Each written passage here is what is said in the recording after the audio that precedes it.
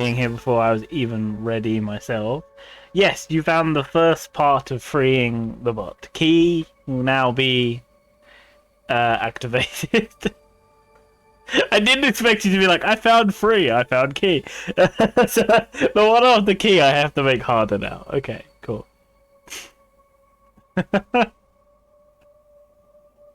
It's meant to be like you find one and then I make the next part. I didn't make all 5 parts yet. I fully did expect you to find it that quick. Oh, you was catching up because you missed the lore dump. That's fair. That's fair. I hope you liked the lore dump. How did I spell that key? It was capital K-M-Y, wasn't it? Yeah, cool. Just to make sure.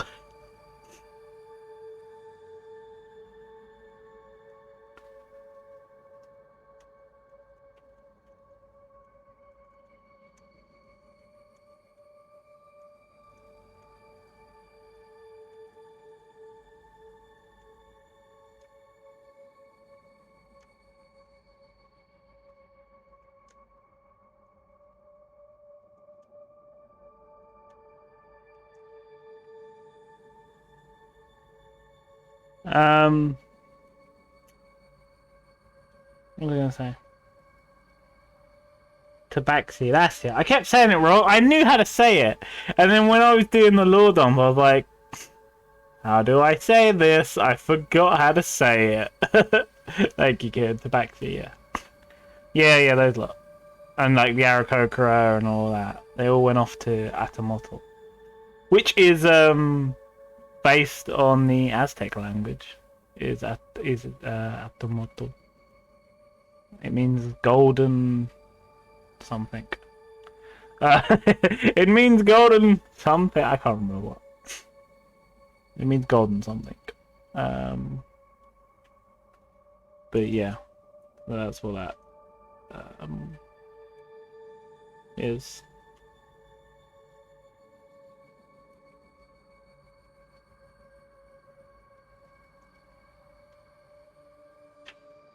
Because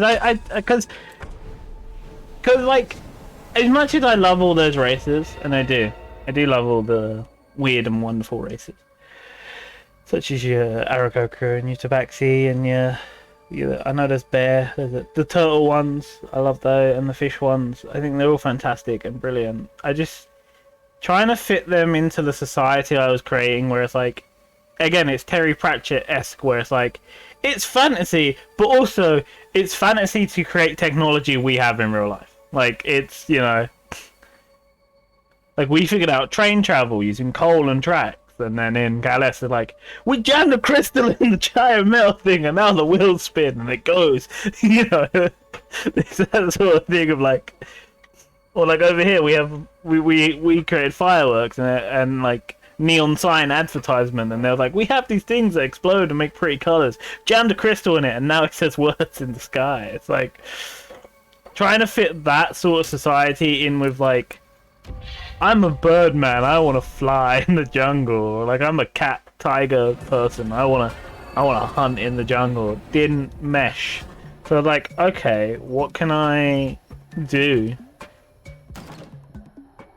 Yeah, that's it. That's it. It's also, it's like it's the way you said that. I just made it think like jam a crystal in it. But the thing is, it's not people who sound like that are doing it. It's these, it's these ancient like scholarly like archaic users. It's like, oh yes, we made this work by jamming a crystal in it. You need to... It's like that sort of like. There is more nuance and layered than that. I could go into how crystal technology works for you if you want, or I can just be me and say it works because you jam a crystal in it. But there is like, I made an arcanic science for the world of how the crystals work, in case one of you wanted to be like, hey, I want to learn crystal craft, and I would be like, cool, here's how you learn it. This is how this works. There are rules. It is a science.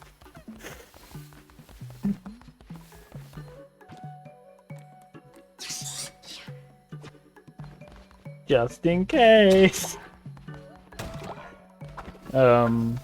But luckily no one did.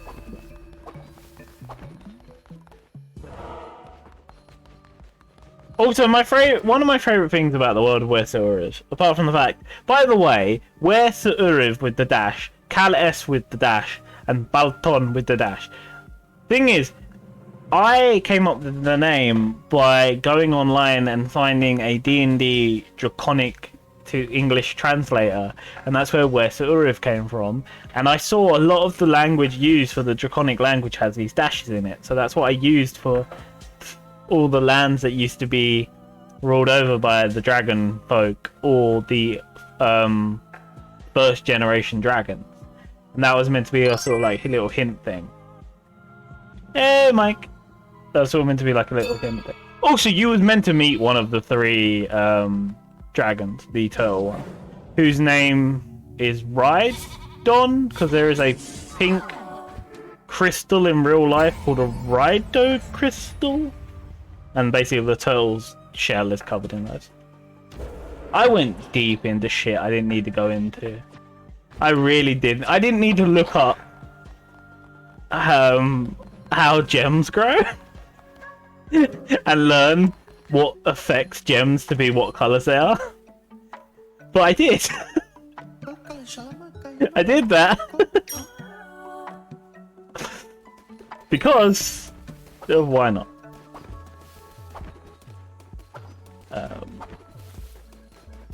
Which was fun. It was interesting to learn. I did say I'd do more Balton lore, and we did leave the Balton off. We did leave Balton off at the nameless one just came back, said to Rhydon. Oh, fuck, one sec. Let me get their names up because I want to say their actual names. I don't want to just be like the boy dragon, the turtle dragon, the transformatic dragon. I want to get their names up because I gave them names, so I might as well use them. Balton, history of Balton.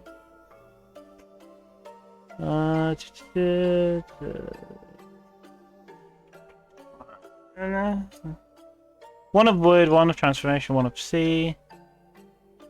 Oh no, I may not have recreated them because obviously I had that thing where I lost shit, didn't I? Oh, wait, or is it in a history of Where Su'uriv now? Because I did change it. First dragons, Where Su'uriv, dragon folk, celestials, second celestials. No, I didn't re-rate. I didn't remake their names. Fuck.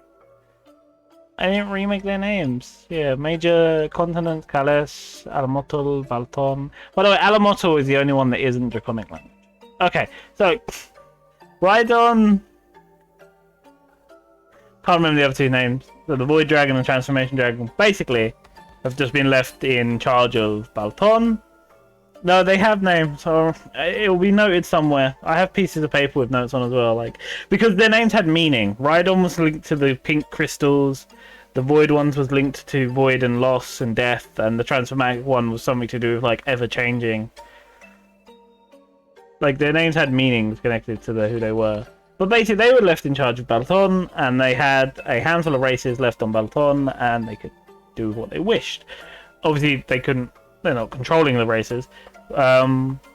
Basically, so the humans, elves, halflings, they all settled in the Greenlands, which was connected to Rhydon, the turtle dragon, which consists of there is a map. It consists of basically everything in the west of Balton, and then in the sort of south east is where the Transformatic Dragon was linked to.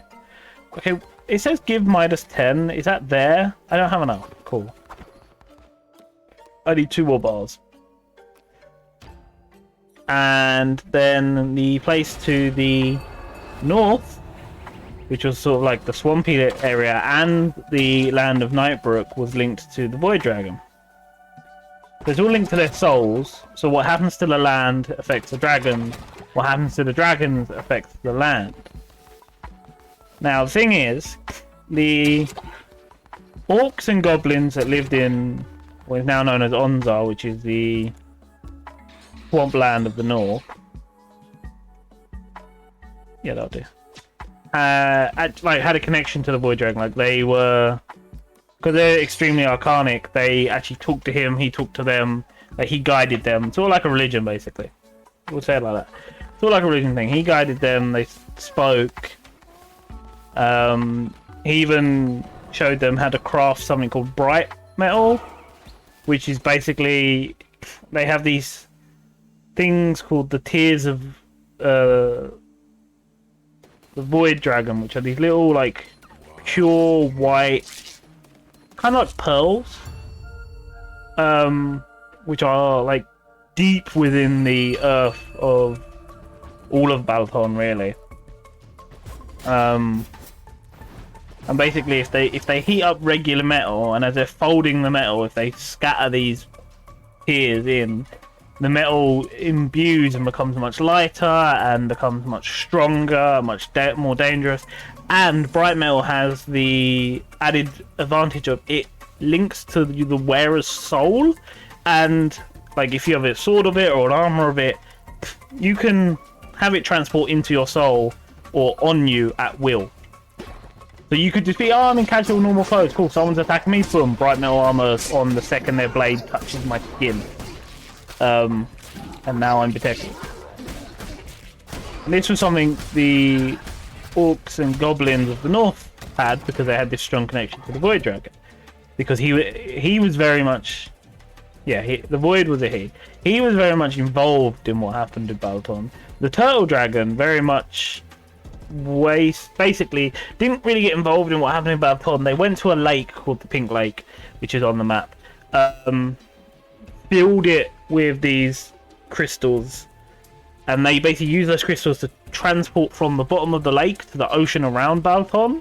And the Turtles Dragon basic job was to make sure no one could come to or from Balthon, so this land could remain safe and protected, not basically because they didn't trust the outside world anymore, because their entire species and the entire subspecies that they cared for got killed due to a great war and genocide.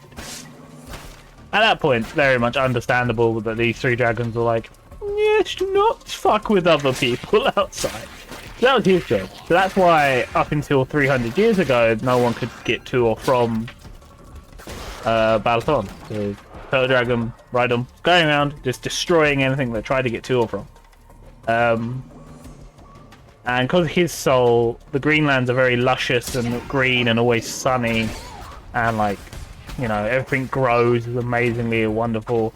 Obviously, because of what the Void Dragon is, he's a dragon of nothing. He's a dragon of pure void and death. So his lands, Onza, were like swamplands because of that.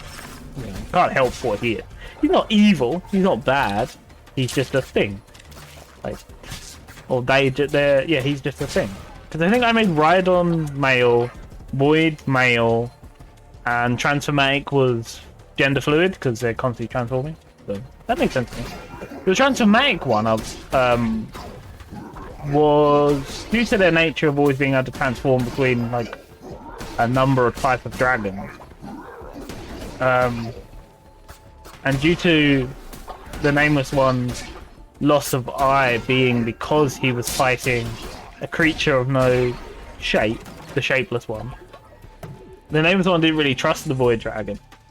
And the Void Dragon's soul is linked to what is known as the Frost Mountains and was originally linked to Kess. Kess wasn't originally a desert. Kess was very much a part of the Frost Mountains.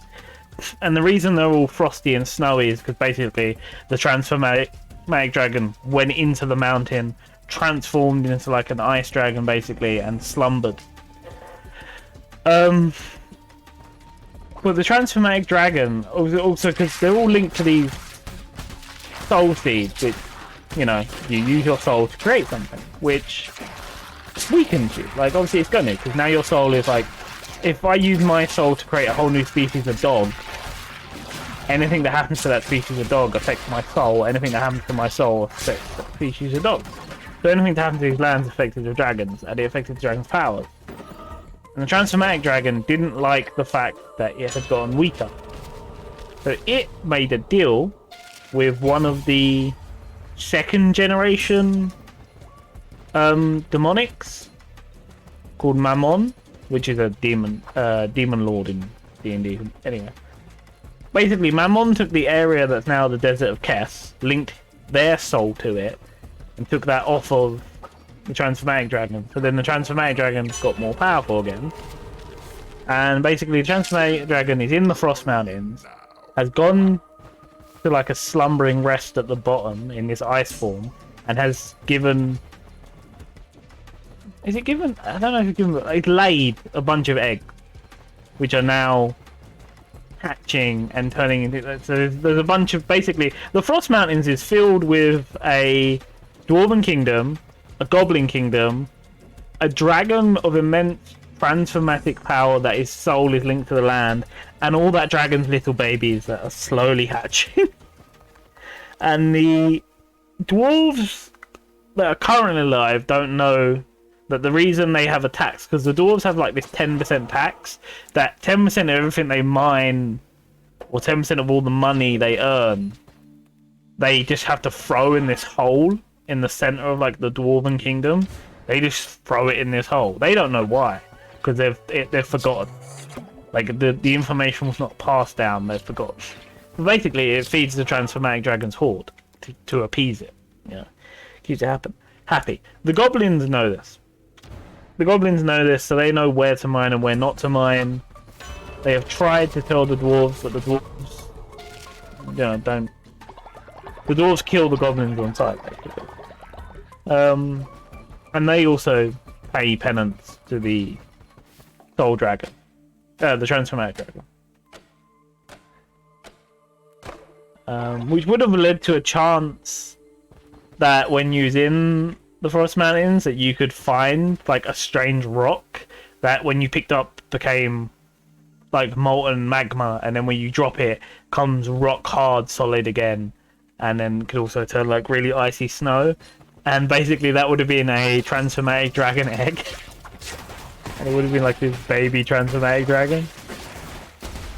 And there also would have been chances for you to fight like baby transformatic dragons, which would have been interesting, because it would have been like dragons that could 1 minute be fire, 1 minute be ice, 1 minute be of the earth.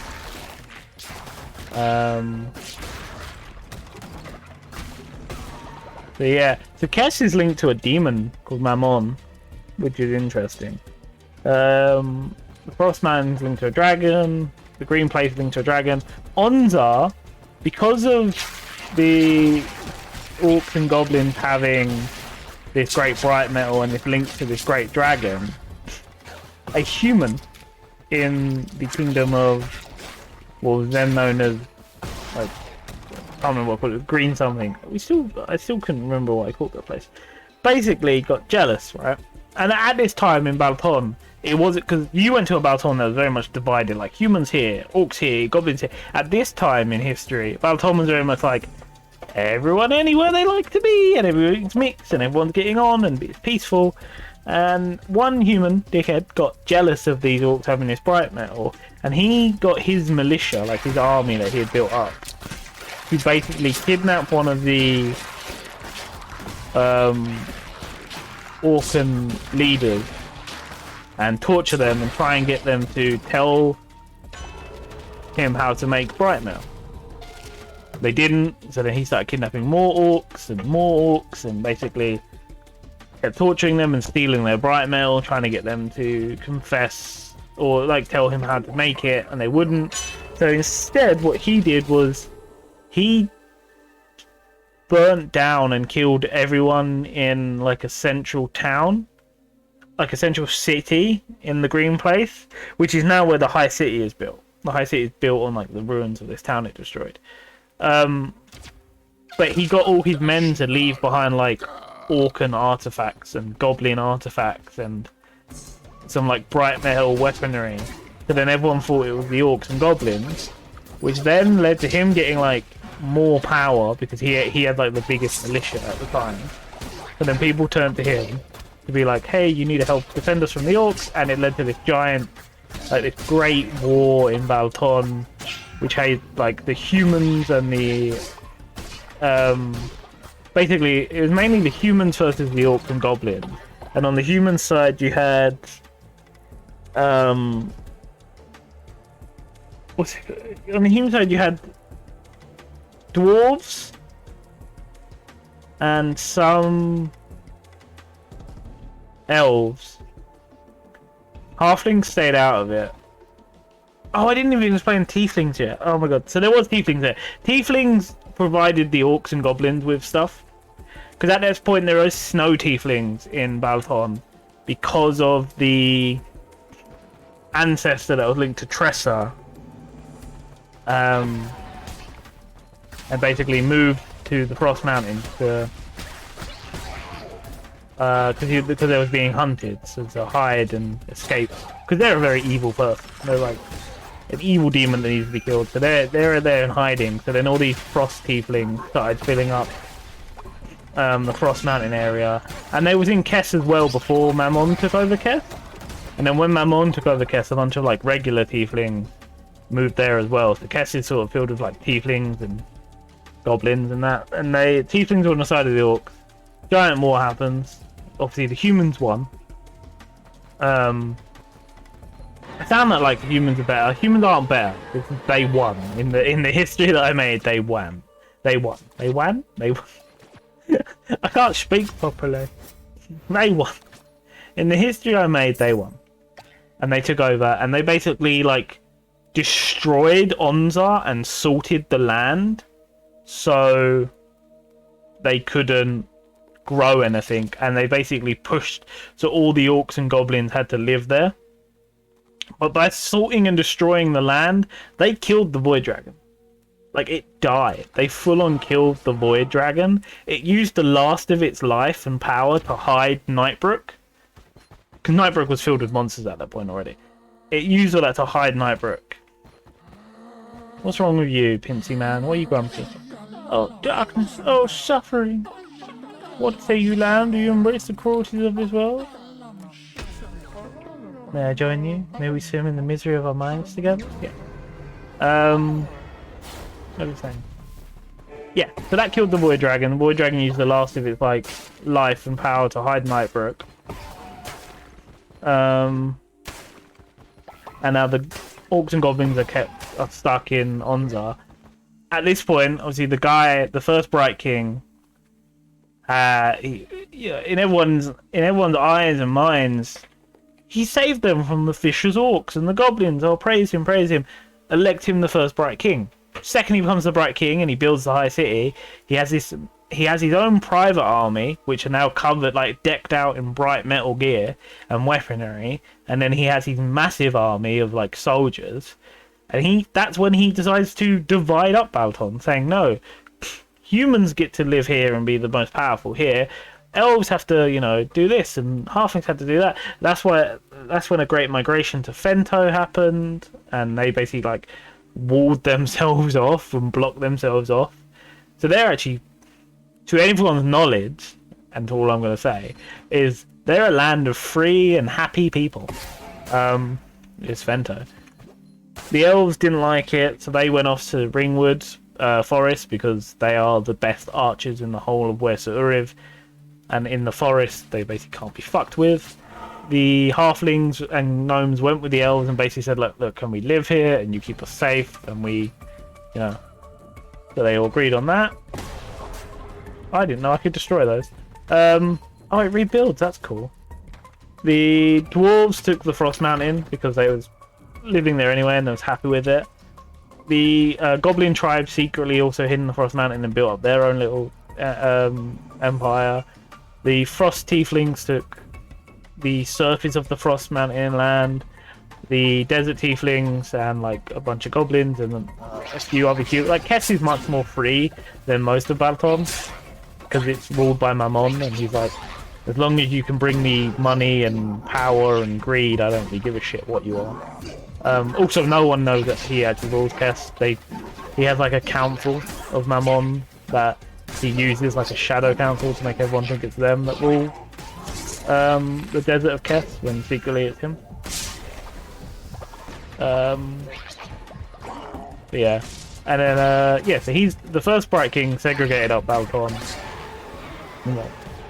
This here, this here, this here, and then constantly used his power and the fear everyone had of his army to rule over and pass it on to the second Bright King and the third and the fourth Bright King. Because obviously it's quite a correct, scary concept.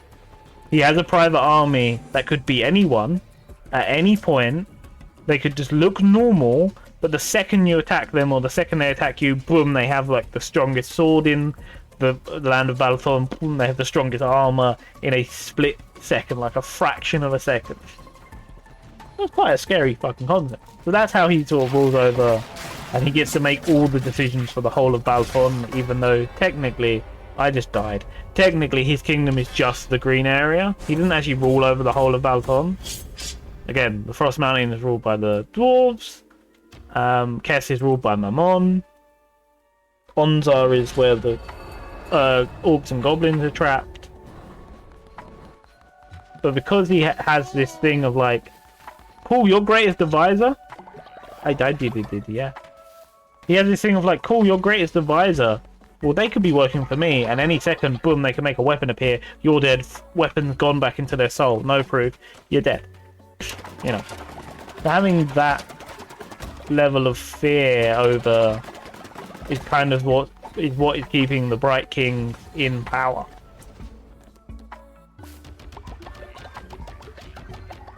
So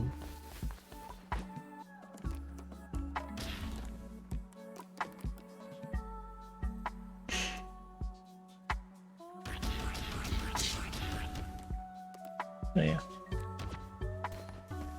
There is a bunch of other stuff I can go into, like the Kess Assassins, the secret organization that was to do with the Glass Heart, what happened to Tressa's like demon ancestor who was in on the land of the Frost Mountains, the Goblin Empire, Nightbrook itself. I could go into that. There's like a lot I could go into.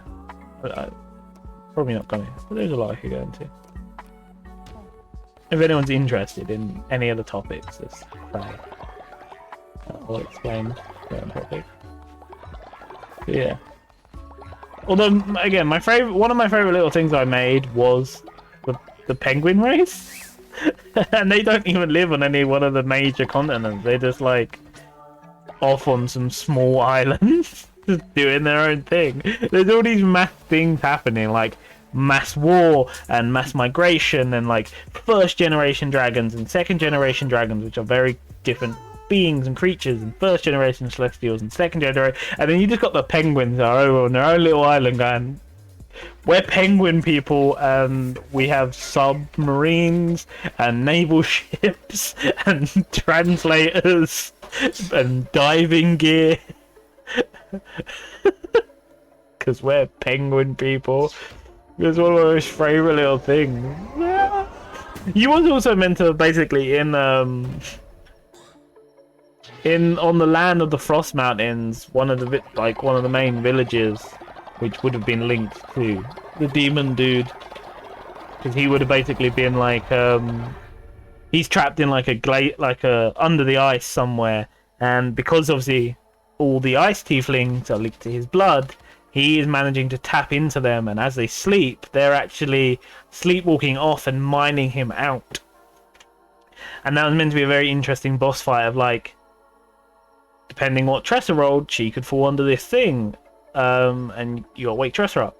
Also, the civilians that you're battling are civilians. They're just under mind control. On top of that, the battle wouldn't have been, oh, there is a big bad we have to kill. The battle would have been like, we have to stop them mining this ice thing before they get to a point where he can break out. Because the second he breaks out, we've failed. There was meant to be like a second in command that sort of acted like a mini boss thing that you could try and focus on and kill. But again, that fight would have more been about like, you have a certain amount of rounds to stop the mining from happening before this dude breaks out, and all the ice tieflings are forever under his control, and he basically dooms the world.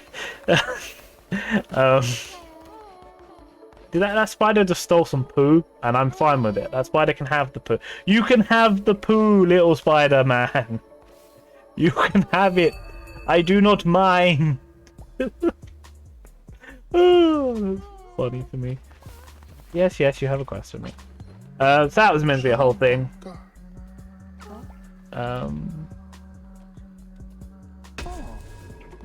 And that also would have been interesting if Tressa hadn't revealed themselves yet as an ice tiefling or not. Because it would have been like a whole thing of like, if they hadn't revealed themselves, why is our friend who's human getting mind controlled by this thing? You know?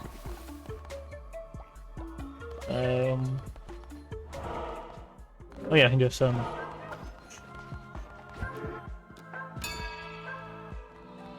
and the organization do with the false heart.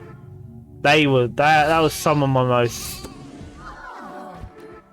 like that was that organization was probably my favorite, because I'm not saying organization. I made many organizations, but you know what I mean. Like I made a Dwarven kingdom, I made a Goblin kingdom, I made, you know, the land. I made all these kingdoms which had their own little organizations or armies and hierarchies and all this. And the secret organization was probably my favorite one, which was the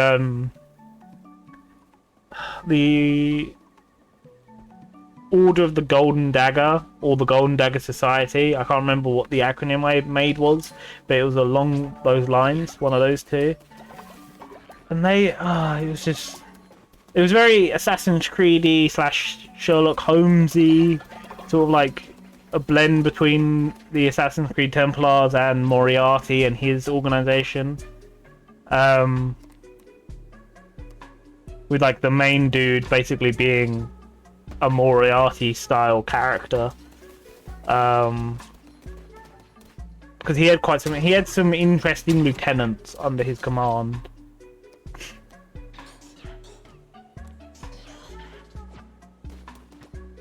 Plus that organization is where would have been what Shadow's parents were from. Because it would have been revealed that, like, the Society of the Golden Dagger was originally created when the first Bright King came in command, because they basically saw that he was corrupt, but they couldn't do anything about it. So they made a secret society where they could guide Valpon to good. And around the time that Shadow's parents was in the organization, one of the organization members, Mr. Masters, felt that it was basically pointless to try and... Why are they pooing everywhere, man? It was pointless to try and stop the Bright King. What they should do instead is seize power for themselves. Well, the organization wasn't about that. No, like, basically no one in the organization agreed to it apart from him. But he still managed to do a coup that ended in most of the organization members being killed, including Shadow's parents. And then he reconfigured, reamped the organization for his means, which is to gain power and control. This was all in the time of the fourth Bright King, so it would have been like not too long ago he took power. Which one of these is collect mushrooms from Anora? Which one of these is Anora? Is it this one?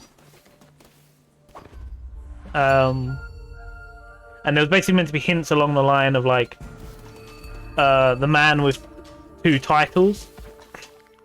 It looks like it's the fucking energy sword from Halo. That's the fucking energy sword from Halo. That's all that is. That's fully what that is. Because it would have been like, find the man with 2 names, 2 titles, dual titles. And obviously his name is Masters. That's his birth last name. But at this point, he was something called a Lord Professor. Because basically in the High City, the way it works is you can either be like a Lord, Lady, Dutch, you know, all those royal titles, or you could be a Professor. And that was sort of on the same... A Professor was sort of on the same level as like a Duke. Like not as powerful or whatever is... Whichever's less powerful, Lord or the Duke. A Professor was sort of on that level in like terms of respect and power. And it was like... if a lord wanted them to become a professor to teach at one of the schools, they had to give up their lord title. And if a professor ever managed to become a lord, they would have to give up their professor title. So it's like, you could be one or the other, but you can be both. But that rule was created because Mr. Masters, who was a professor at the time at a university, Professor Masters, so dual titles, managed to become a lord. So they had to make this thing of like, he's a lord, but he's a professor and he's not giving up his professorship. So they made a title called the Lord Professor, a dual thing. He is a lord and a professor. And then they changed the rules so you couldn't do that anymore. He was the only Lord Professor. So he had dual titleship. He was a lord and a professor.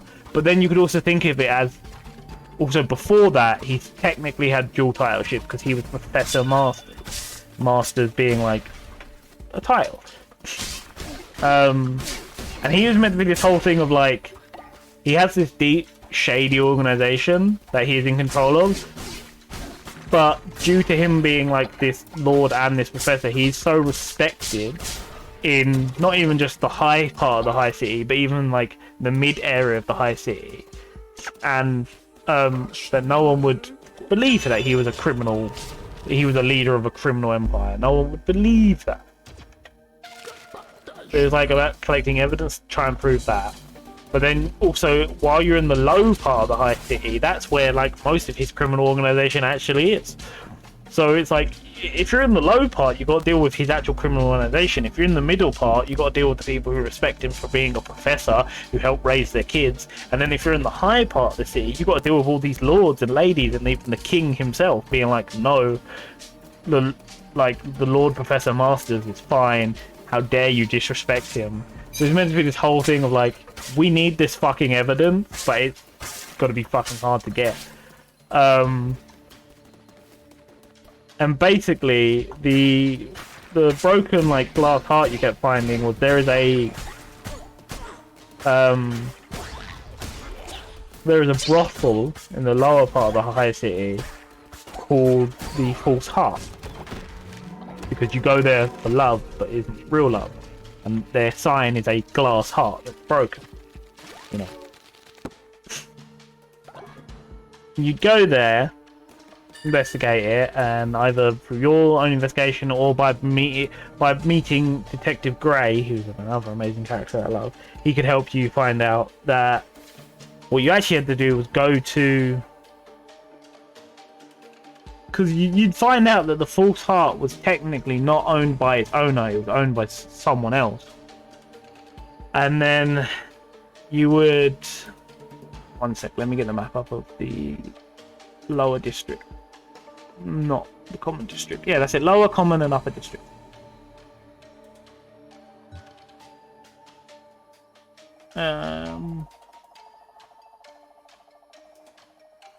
Yeah, that's it. You'd go to the third inn. Because there's the Beetle Inn, False Heart, and the third inn. They're all technically in.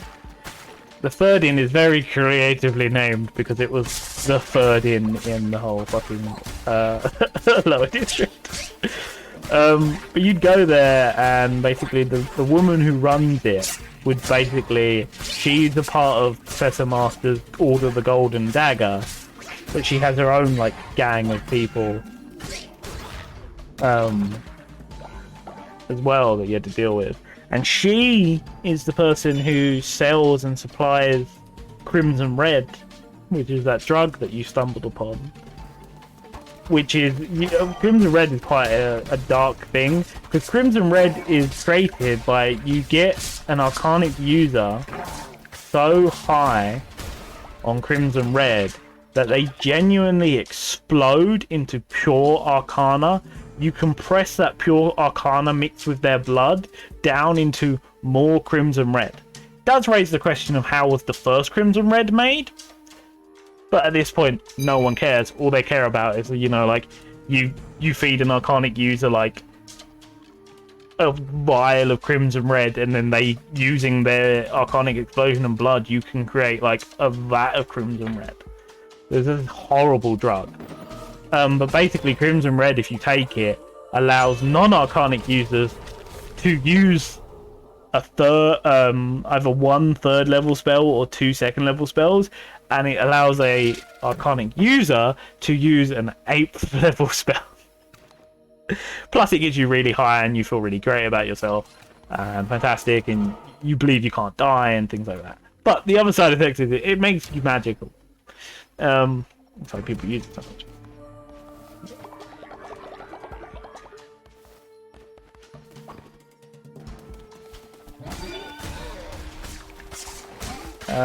But yeah, at the same time of doing that, Professor Grey would, because you'd have to go through a town to get to the high city before you got there, and basically you'd find out there's been some murders in that town.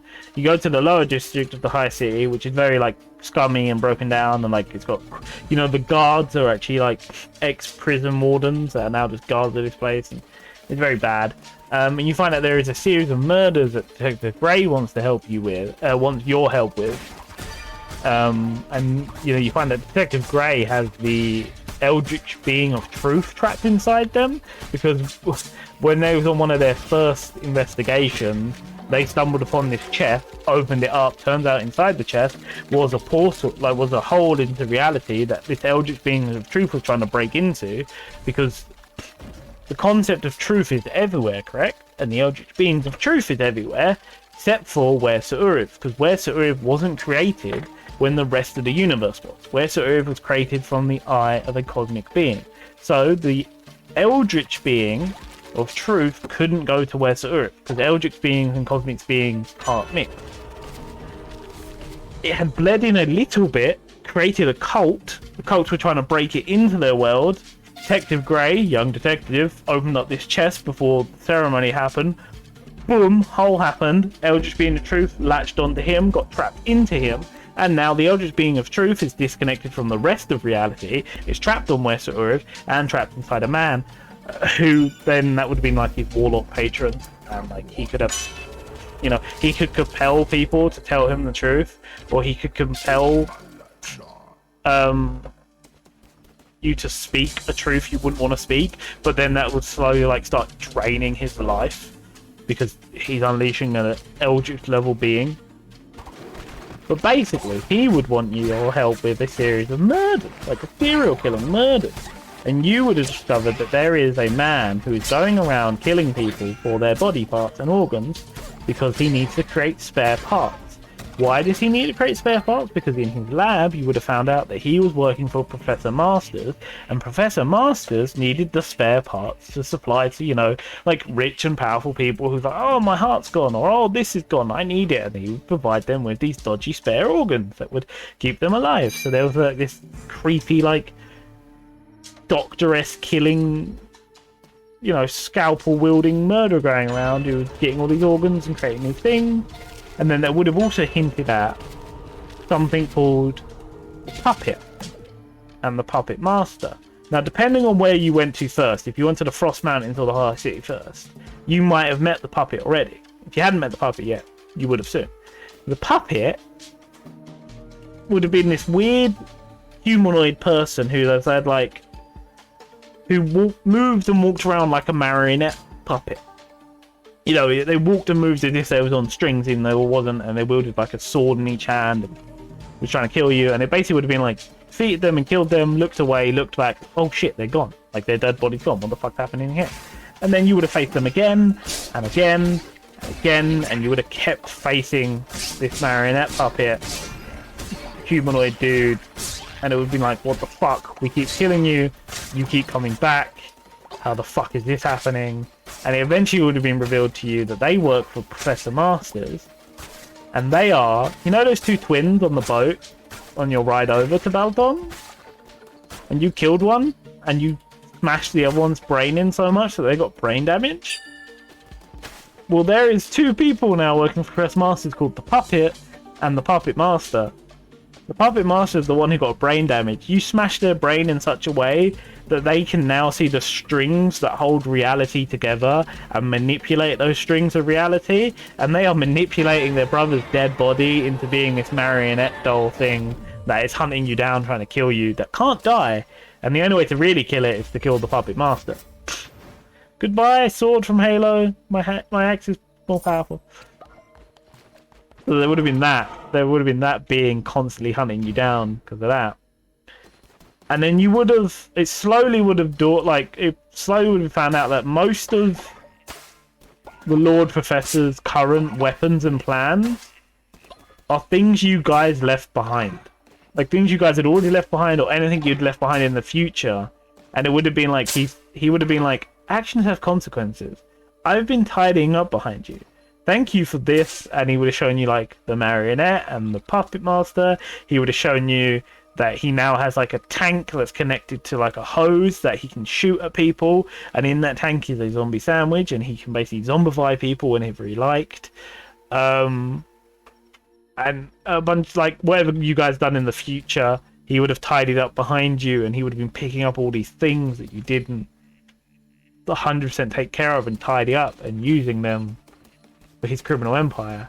And that would have been more like you would have basically kept facing people to do with his empire, people to do with the Society of the Golden Dagger, people to do with the False Heart, but they never would have been like, it would have been like every time you faced them it would have seemed too easy. It would have seemed like, okay, they got the upper hand on us there, like if they ever did, why didn't they kill us? And that's why it would be revealed as like, why would I kill you? Every time you don't tidy up behind yourself, I get more powerful. My organization gets more powerful. Why would I kill you? The only point I'm going to kill you is now that you've become such a nuisance that you've discovered who I am. Plus, you've discovered I'm the man who had your parents killed, Shadow. So at that point, I don't think you're going to stop trying to kill me. What weapon do I have now? Back.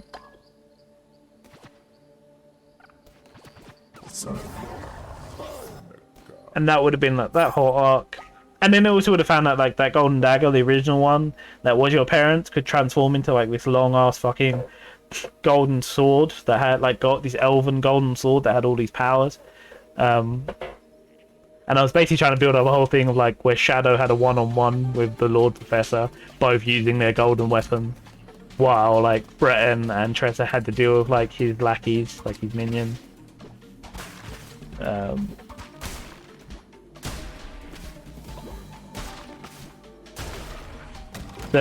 was trying to do this arc of like, it turns out all three of you are linked to Balaton. Shadow's parents are from Balaton. Breton is from a lost like troop of dwarves that were sent away from Balaton to explore the rest of the world. Tressa's demonic like great ancestor is in Balaton. Tressa has the last of the... Tressa has like a very rare pseudo dragon, which was basically, turns out Red was around at the same time as that first Great War with the dragon people and the dragon folk. And basically, as that war was going on, all the pseudo dragons were going into like little pocket dimensions to be safe because they're not strong enough to fight the war.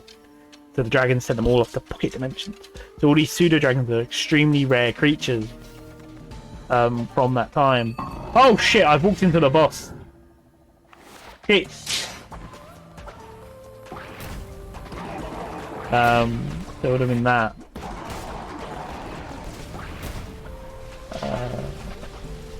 And that's why the turtle dragon would have been like, the Professor, like, oh hey, can I... Again, I would have said it in a much more, like, powerful manner. I wouldn't have just been like, oh hey. But he would have been like, oh hey, can I keep your dragon for a little while? Because it's nice to have someone who's from, like, who remembers the time I was most alive, remembers, like, all those old times. And then when Red was returned to you, he would have been like a baby dragon, like the size of a panther. Because Rhydon would have been like, let me teach you how to actually defend yourself properly, little pseudo dragon dude. I don't want you dying again. Or I don't want you dying. And depending on action, Shadow would have either... died. Shadow would have either gained all these like powerful artifacts or would have just gained the Golden Dagger Society to be his as he commanded. And Breton would have gained like basically a title in the Dwarven society. He would have basically become like a lord, which would have been granted like his own house and his own private small militia of his own and stuff like that. Oh no, you're sick. Let me heal you. And things like that. And then it would have slowly gotten to a point of basically a war was going to break out in Balaton. The orcs and goblins of Onzar had managed to, with a necklace very similar to Tressa's one, but one that wasn't broken, and managed to sneak an orc into the High King's, the Bright King's like social circle. This orc would have tried to assassinate him. This would have kicked off this war. Oh, he's hungry. This would have kicked off this war. And then basically, depending on your actions and what side of the war you took, you then had all these connections that you could help build up an army. You know, you had the Shadow Secret Organization, and Tressa has a fucking baby dragon, and has a small dwarven militia. And then you also would have been like, oh, goblins and elves of Ringwood, remember we helped you? Can you join this army with the most powerful archers in Balaton? And depending on like, oh, all the dwarves or the goblins, depending on who you helped, it would be like, oh, hey, we helped you. Can you like help us in this fight? And then if you had the dwarves help you, you would have like all this awesome badass dwarven army with these weapons and these weaponries. If you helped the goblins and they were on your side, you would have had dwarf killer mechs. You would have had like these robotic mechs to help in your army. And stuff like that.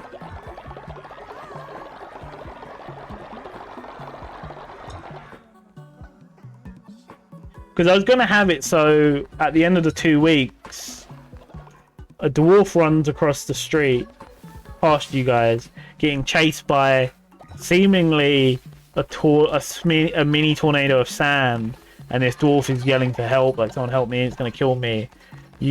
Hopefully you guys would have followed. If not, this murder would have happened without you guys knowing, but hopefully you guys would have followed. You went down. Basically, you see this Kess assassin assassinate this dwarven lord. Or dwarven messenger, I think it was. And then it would have dropped a coin, and that coin only a dwarf from the dwarven kingdom of Frost Mountains could pick up. For everyone else, it was so cold it would like damage them.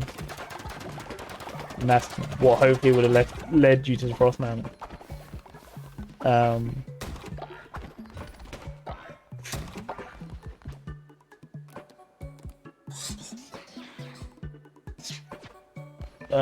What's cool?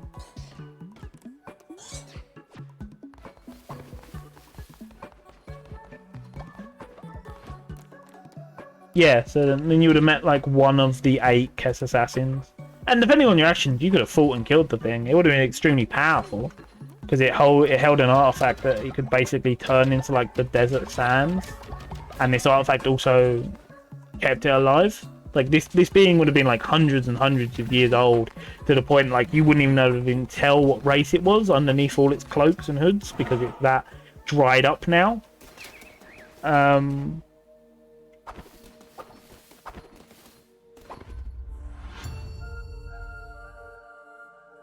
And then if you killed the Kess assassin, another Kess assassin would have taken its place, because there's always 8. But that also would have led Mammon like inviting you to Kess, inviting you to the city in Kess to be like, not to be like, I'm going to kill you because you killed one of my assassins. It would have more been like Mammon is a demon of like greed and power, and they would have been like, someone killed one of the powerful assassins of this land. I want to meet like these people. It would have more been of like, just like, they killed a Kess assassin. I want to fucking meet these people capable of killing a Kess assassin.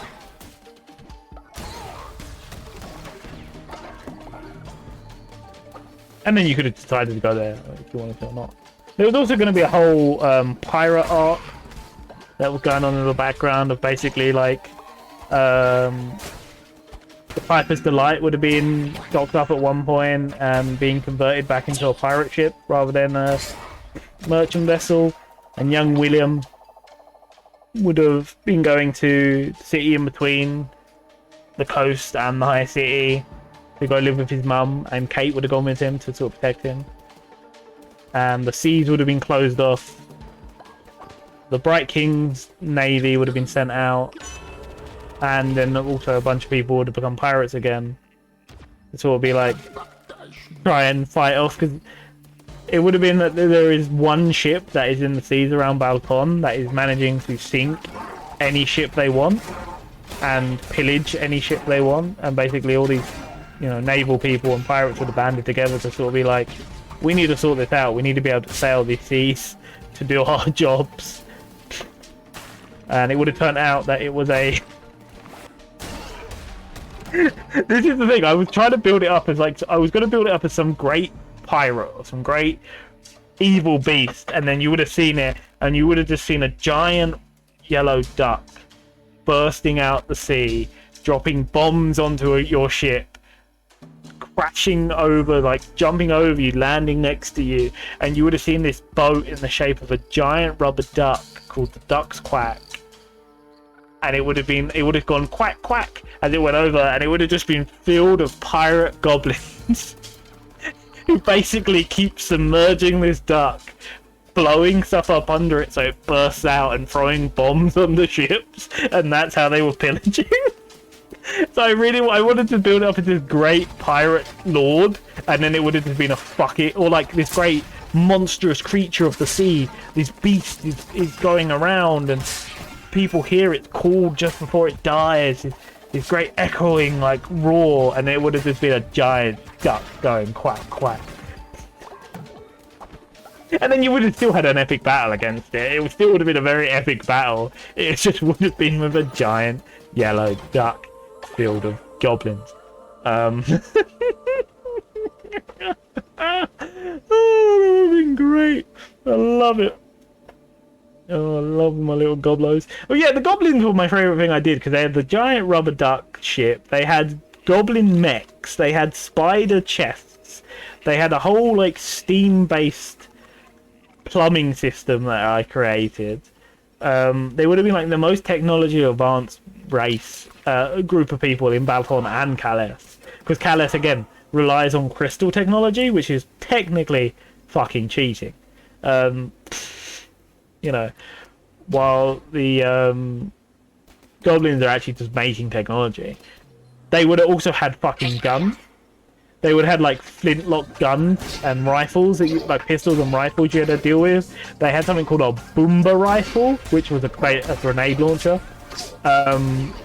There was a chance that any of the boomba goblins that you faced, so any of the goblins that had boomba rifles, when you killed them, there you would have had to roll a d20, and if you rolled a 1, the goblins would have blown up because they had eaten so much gunpowder that on death it ignited and they blew up. Because basically the boomba goblins weren't the smartest, because again all the smart goblins looked at these things that were basically shooting bombs and went, no, we're not doing that. I'm not shooting a bomb out of a gun that has a chance of fucking blowing up in my hand. And all the goblins that were dumb enough to do it ate the gunpowder as well. They would have been like explosive barrels.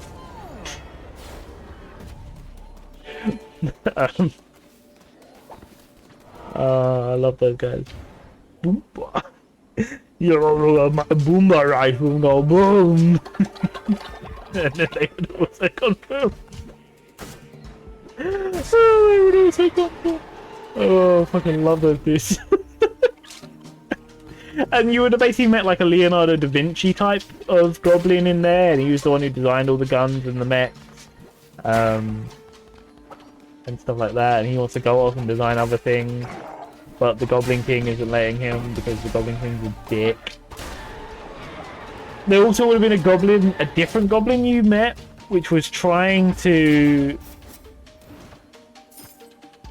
take a minecart and somehow power it so it could drive on land without a rail. So basically you would have met a goblin that was trying to make a fucking car as well. You just would have met this goblin that's trying to make a fucking car. I fucking love the goblin. Yeah, but the duck's quack. The duck's quack is more vicious. No, I have it on my phone somewhere in the notes. I'll get it out. Give me a second. Let me kill this last dude and I'll get it out. I have a quote to do with that fucking shit. The duck's quack was one of my favourite ideas that I came up with. I fucking love the gobblers. Little goblin boys. Where is it? No, no, no. No. Oh yeah, this is it. The yellow duck quack is more ferocious than the dragon's bite.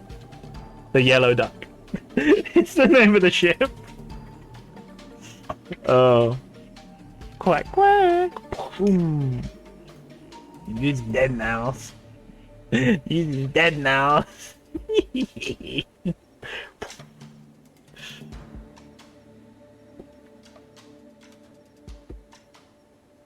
I'm gonna be RB. Please look at the Jazz for the Coffee Dragon pin advert. And if you have any questions about this D&D world that or this world of Westeros that I'm going on about, and that I haven't answered, or there's just things you're interested, like tell me more about the goblins, tell me more about the dragons, tell me more about any like the Goliaths in the mountains around, tell me more about Aranel or anything else. Just ask while I'll be out here.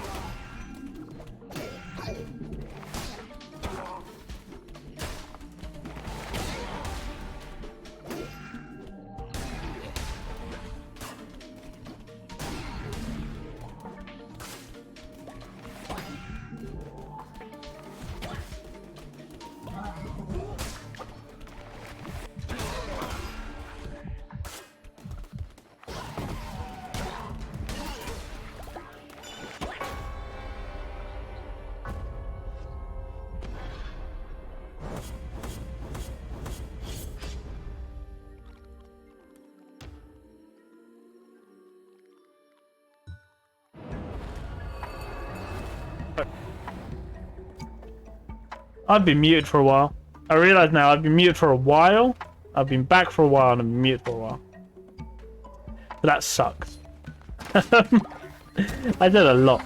Basically, to shorten it, long story short, everything I just said there that didn't get caught is, Mike, how dare you spread falsehoods on my cult after I've brought you back to life like 3 times now. I said one of my favourite places in Calais is a place called South, and the reason it's called South is because it's south of rainfall, and anytime someone travelled there, they would just say I'm travelling south, so they just changed their name to South, and I love that. I gave Mike a credit because he subbed in the morning stream. Then I mentioned the fact there are so many games I want to do. When I return from Alice, which is soon, we're going to be doing Alice next week. When I return from Alice, I will not be doing Cult of the Lamb. We'll move on to another game. I then said I was thinking about doing an extra stream a week. 1 extra 2-hour stream a week in the morning before work. And I just wasn't sure. Yeah. I wasn't sure if I should do it. And then even if I do it, I was saying I'm probably going to do it on Mondays. If I do it on Mondays... Are you fine now, Mike? You're no longer spreading falsehoods on my community? Thank you. You may be relieved. And if I do it on Mondays, I might as well bring back My Game Monday. And then if I do that, I would have to be playing the games that are linked to me. So it would be... Some of the games on my list, like Assassin's Creed Brotherhood and Dead Rising Off the Record, could go on there. But then games I want to do, like Ni no Kuni and Klonoa 2, aren't on that list because they're not my game. But Kitten's sneaking off to make out with her boyfriend, and we're spying on him. These two are boyfriend and girlfriend. Oh, they're in a fight. Oh, they grieved at a grave. Yeah, these two are in a relationship now. That happened off stream. Kitten got a boyfriend. You have a unicorn. You have a unicorn boyfriend. Oh my god. Which is very fit.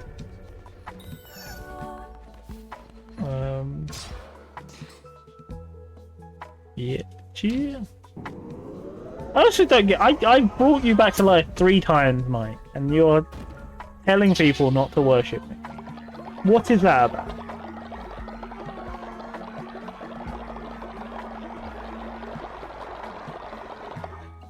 I've got like 20 other motherfuckers I could bring to life. And instead I got to deal with your ass being like, he's not a true god.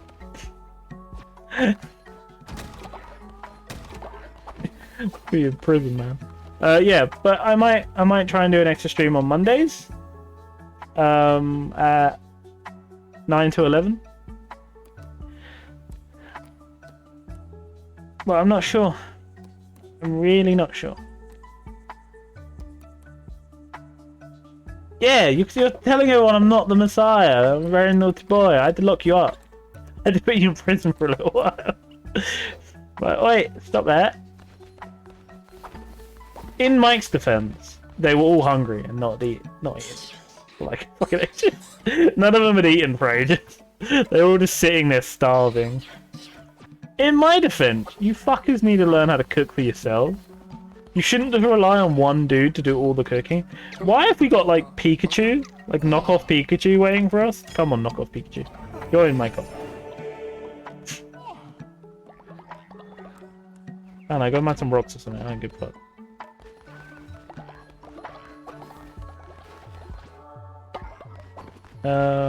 Yeah, so it'll probably be on Mondays at 9 to 11. So, like, straight after Kitten's stream. Oh, no, you finish it. No, you finish it. Yeah, you do 7 to 9, don't you? Yeah, straight after Kitten's stream.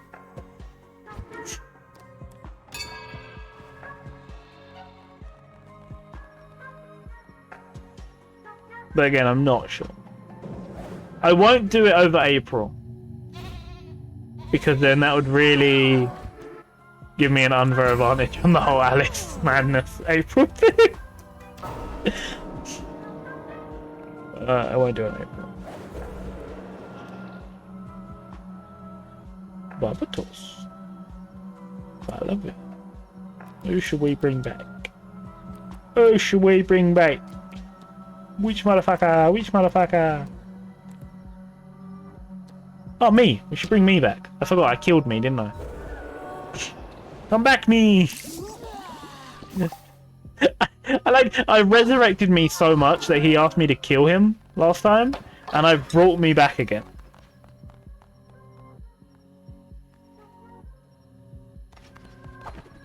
It was great. Where am I? Wait, me. Hello.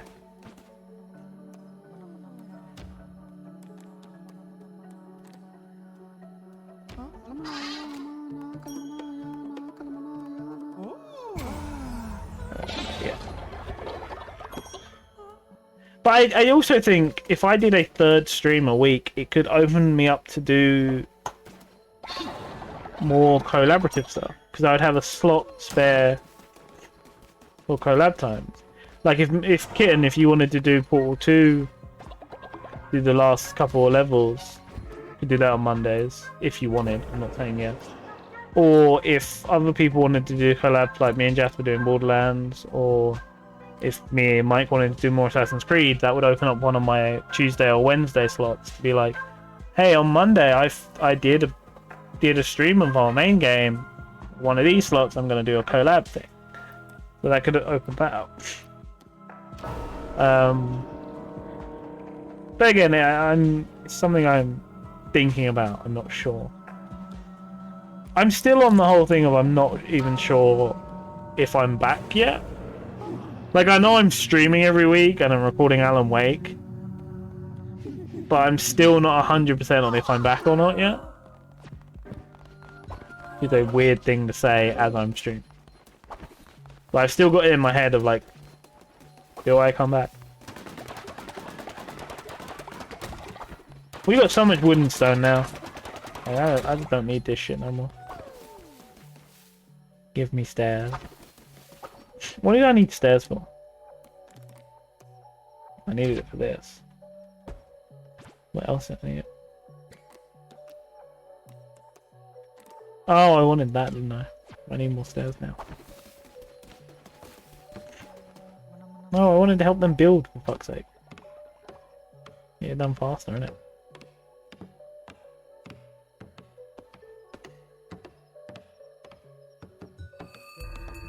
Day 83.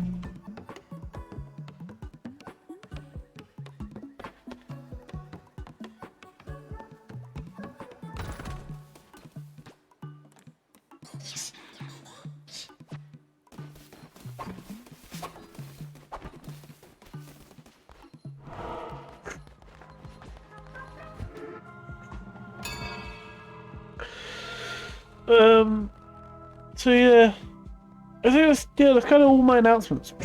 Jasper Pin, a proposed third stream a week. Maybe doing more collabs, depending on what people say. Like, me and Jasper are still in talks about doing Borderlands, the pre-sequel. It's just they're waiting. their financial situation isn't the best. And I don't want to be like, hey, spend money on PlayStation Plus and, you know, just so we can play this game together. It's very fair on them. So it's like, it's one of those things that we both keep going, we want to do, and then we both keep not doing it. I would love to do more Assassin's Creed stuff with Mike. I've still got to edit the first one. I would still love to do more Assassin's Creed things like, because that was just very fun. That was just extremely fucking fun. Oh, you're most generous. It would take it half the amount. You really don't know how to negotiate, do you? I don't know what this voice is. It's not what I had before, yeah. The well is at your disposal. Make much use of it as you will. May fortune be kind. Fucking hell.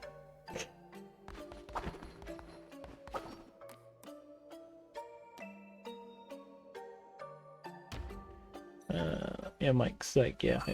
And other stuff as well. I don't want to just do Assassin's Creed.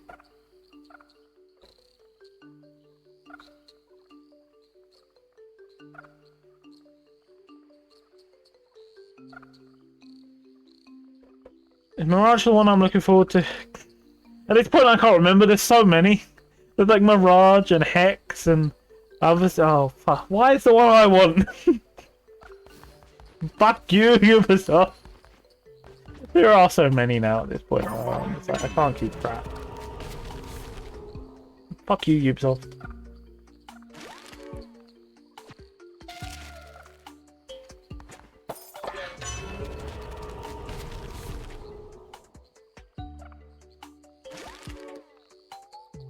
What the fuck? How dare they bring Red? I don't think I know anything about Red. How dare they bring Red out before Mirage? How dare they? Red could be good. I'm not looking forward to Hex. Hex sounded good because it's like, oh, it's a horror Assassin's Creed game, and then it was all like foresty, and I was like, I don't want it to be all forest. There's so many horror games set in fucking forests or the wilderness nowadays. Give me like an urban horror, you know. I feel like a serial killer style horror would work so well in the Assassin's Creed universe because, you know, the fucking Templars being bastards. I genuinely feel like a serial killer thing would work so well. But what do I know? Why have I got 2 green hearts now? Why do I keep getting green hearts? What's going on? Did you see the vids I posted in my... No, I did not. I rarely look at my Discord anymore, Mike. I don't have time. I'll have a look after stream. Oh, after I shave. Because I'm suddenly feeling I need a shave. Or shave and then check out the video. But yeah.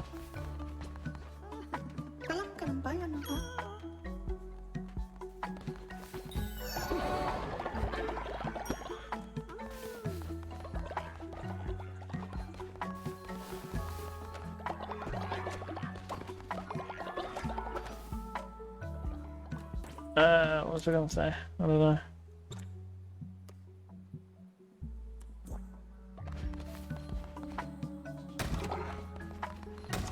Yeah, it's just very rare I have time to myself. Like even next week, right? I'm off Saturday, Sunday, back in Monday, off Tuesday, Wednesday, Thursday, Friday, Saturday, Sunday. Out of all that time, I have 1 day to myself. I have 1 day where I can do anything I want. And I'm going out to buy little man a birthday present for next month, for May. And I'm gonna do a birthday stream. I could go out and see family, I could go out and see friends, Nope. I'm going to shop and stream. Well, I'm looking forward to Dragon Age, Wolf. Anyway, so.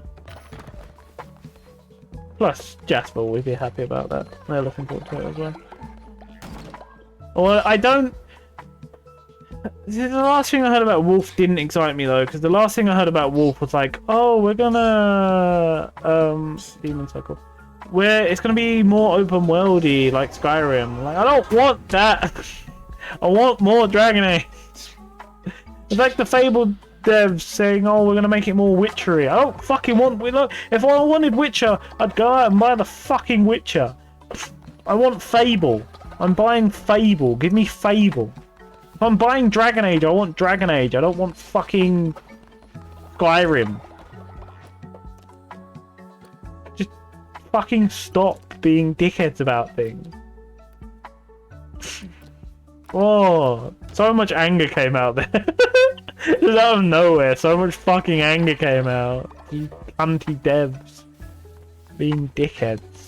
Just make the game that people want. Stop fucking pissing about. If you want to make a new Witcher style game, make it, but don't call it Fable. If you want to make a new Skyrim style game, make it. Don't call it Dragon Age.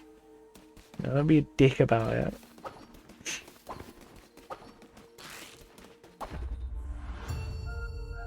You know, don't make me an apple pie and call it cherry. That is actually a personal thing there, because I keep wanting fucking cherry pie, and the co-op near me has things labelled as fucking cherry pie, and then every time I buy one, it's a fucking apple pie. I'm actually angry right now. Like, actual anger has happened here. I'm actually annoyed about pie. I want a fucking cherry pie.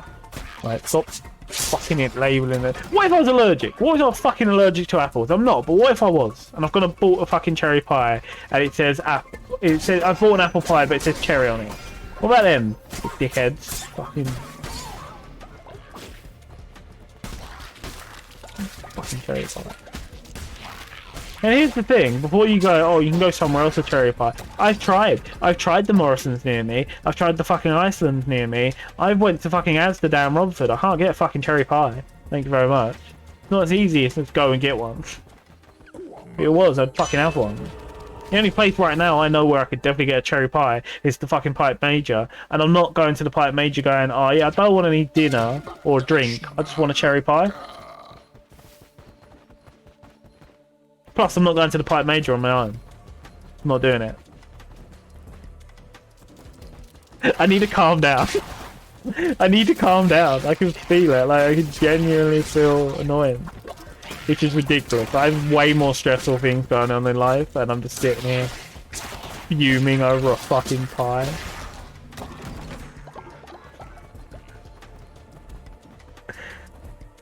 I didn't eat cherries for like 2 years. Or like, actually no, longer than that. I didn't eat cherry for like 4 years, right? 4 years I didn't eat cherry because there was someone I was dating for like a year that couldn't eat cherries, and then we had like an on and off thing for ages. So I just didn't eat cherries, so they didn't have allergic reaction around me. And now I just want a fucking cherry pie. That's all I want, right? Thing is, Mike, I like a good dark cherry pie, but even then I only want a small slice. Regular cherry pie I like, I'm not a huge fan of. It's just the fact that I want one and I can't get one. It's not like, oh, cherry pie is the best dessert ever. Cherry pie on my dessert list is in the mid. It's in the middle ground. Alright? Same with apple pie, if I'm being honest. They're both mid-tier desserts. But I want one. And I can't get one. So it's become a thing of just like, just give me a fucking cherry pie. Like, there's a song about it. There's a song about it. There's not a song about apple pie. You know, there's a song about cherry pie. Just give me a fucking cherry pie.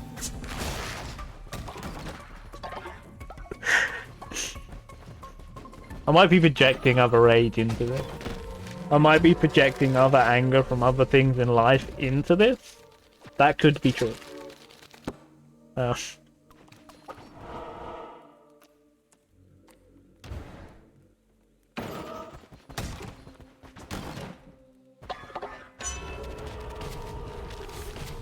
Reveal the map. That's so fucking useful. in this one room area, isn't it? Isn't it? Isn't it? So useful.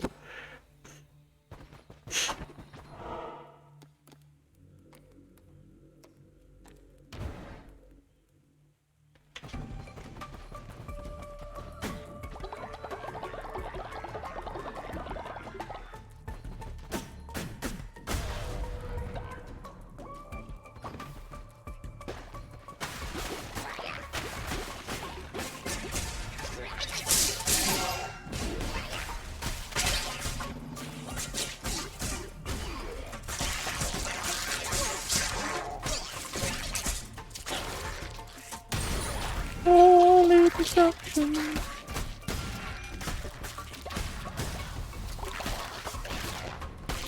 I like a good banoffee pie. Banoffee pie is good. That's a good one. Can you decide that I get pie? Is that one of the options? Give Biscuit a cherry pie. That would be a good option.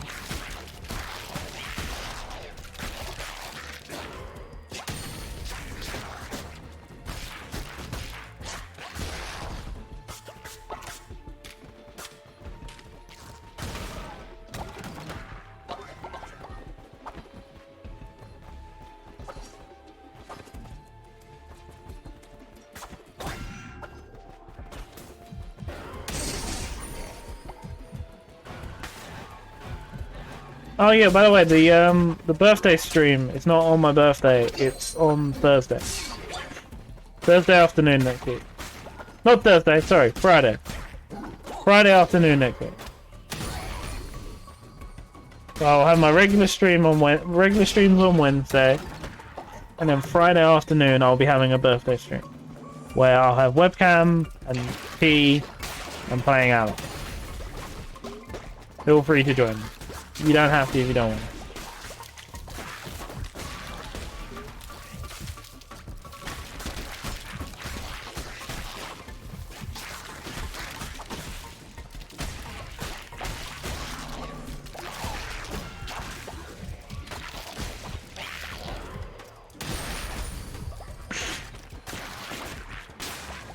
Yeah. So there will be 3 streams next.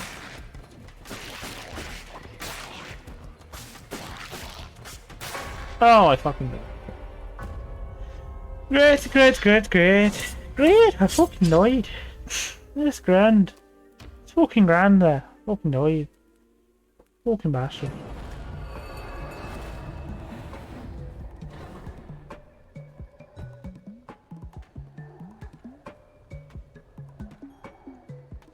That's fair enough, Mike. You did say about your course.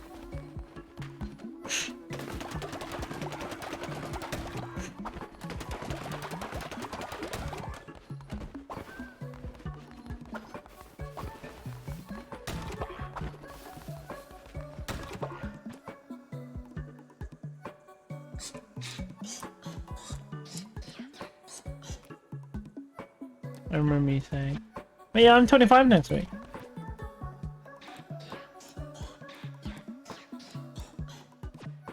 And then Kitten will be like 29 or something.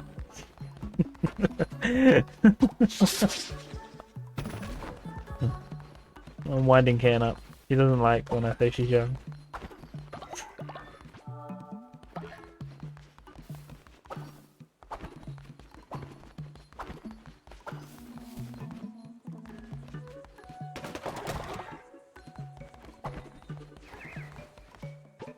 Yeah, maybe. Although I'm old enough to the point where I basically don't get anything for my birthdays anymore.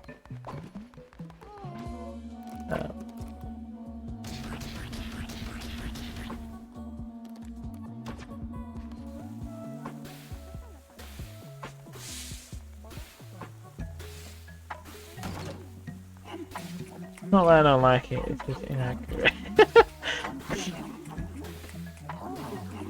You can't prove it. You can't prove that it's inaccurate.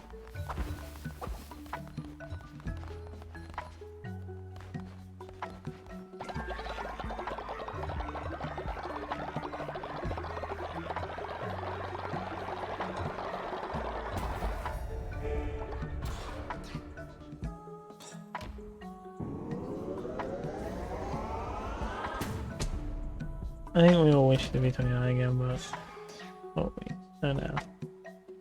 Well, you can on your ID. Yeah.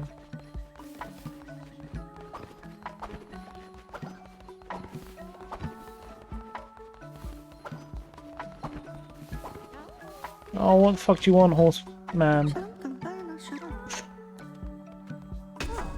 Fine, you can have a holy day. I'll give you all a holy day. Oh look, Professor Bulb has died of old age.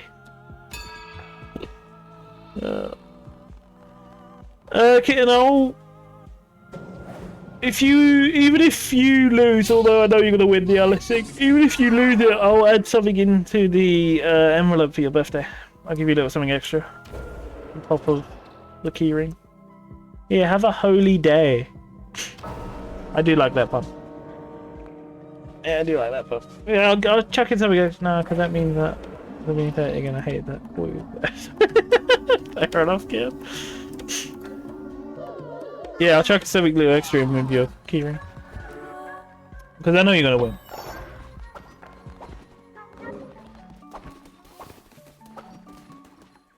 Yeah. But I also know that does mean it's gonna arrive a lot later than your birthday. But it's the thought that counts. In my defense, it's the thought that counts. Well, all these fuckers are on a holiday now, so I can't expect them to work. So I'm gonna... Look, they're all in Hawaiian shirts and everything.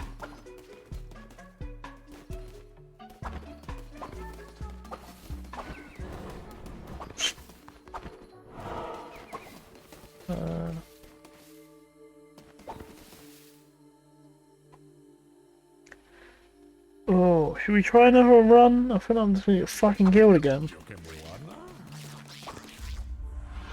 I'm gonna send one anyway. I already decided. If I don't send one, I'll just buy you something on your wish list. Steam. Fine.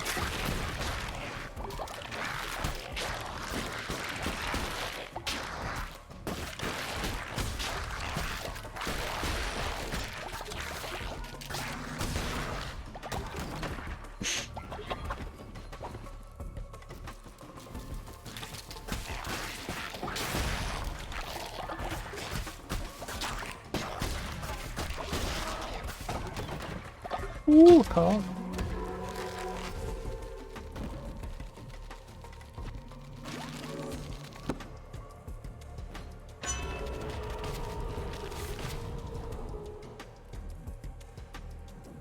Yeah, but also I'm just not sending it on your birthday.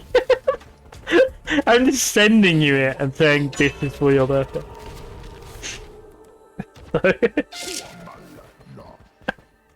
So, like you can be like, oh, this is why I don't tell people my birthday. It's like, that don't matter. I'm telling people this year. I gave up on keeping it a secret. I'm streaming the day after my birthday, so it's not that hard to figure out my birthday. Ooh, I like the giant skull. Yeah, it's not that hard to be smart and work out.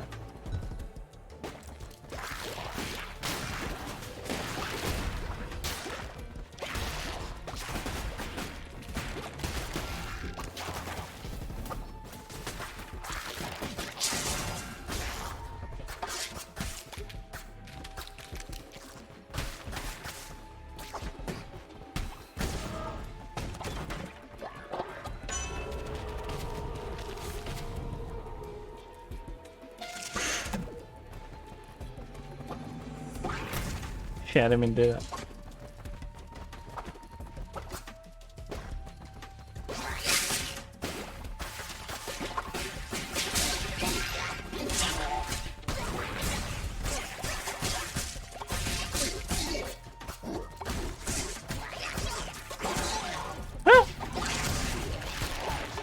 Well, me and the Dragon do love coffee, so why don't you head out to the coffee and look at some TTRPG stuff, or some Bear Trap and Claw stuff, or some other shit, and buy yourself a Jasper the Coffee Dragon pin, because that's stuff to do with coffee.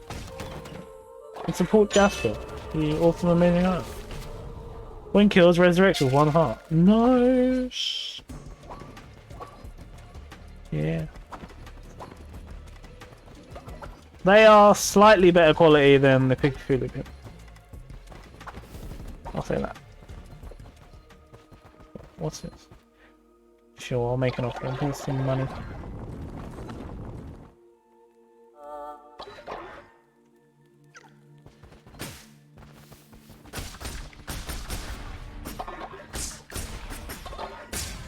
Oh, I don't think the statue's happy that I'm breaking the money bag. Look, I've made more money than what I offered to it. I don't think it's happy at all.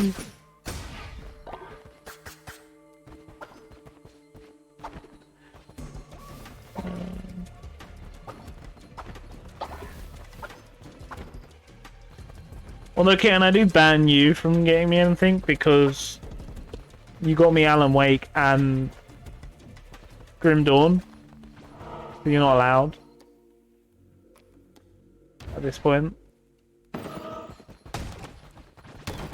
Money, money, money.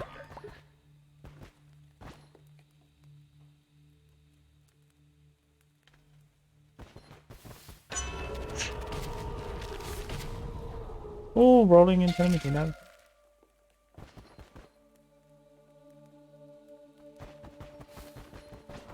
That's not fair, also, I still have no mic. Yeah, fair enough.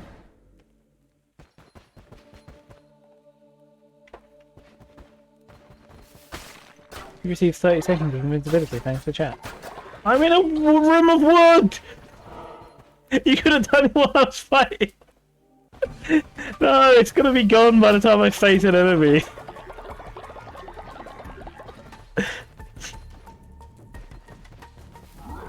I think it's gone already, isn't it?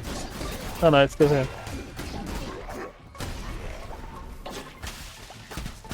This is the sheer panic I had there.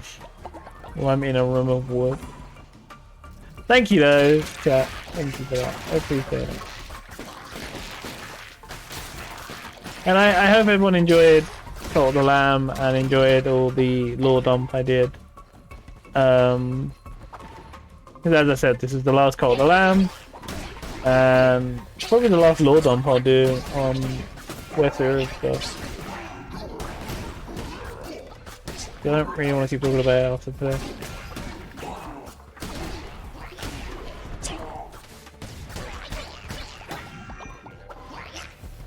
Oof, dead. Oh no, you didn't die. Oof, dead, yep.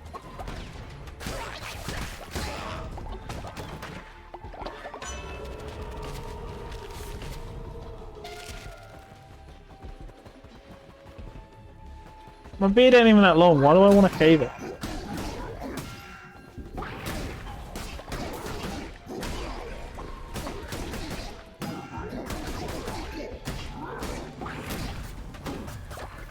Annoying me that I want to shave it for some reason. It's not even long. Because I won't ever go clean shaven, I can't. I look horrible, plus I have a scar on my chin. It's just, yeah, I can't go clean shaven. I am wondering if I should dye my hair again.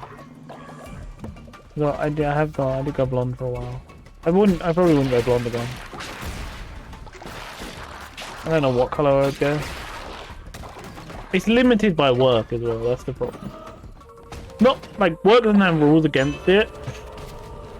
It's just I don't want to rock into work with, like, super bright coloured hair. It was fine when I worked in, like, Iceland, because I was only there for, like, a short amount of time before any customers came in. And I had blue hair at that time. I dyed it, like, electric blue. Oh, but I like the things I have!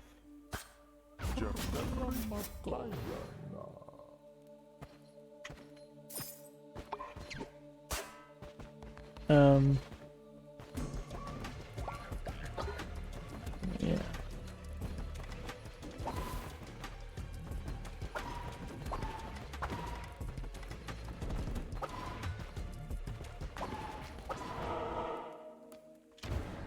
I did joke with my boss that if he pays me, I'll do it the colours of Wick.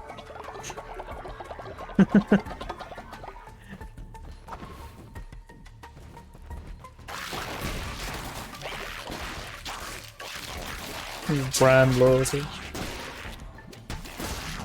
Don't forget, if I reach 150 followers, I will eat fucking beans on biscuit. God damn it. What did I agree to?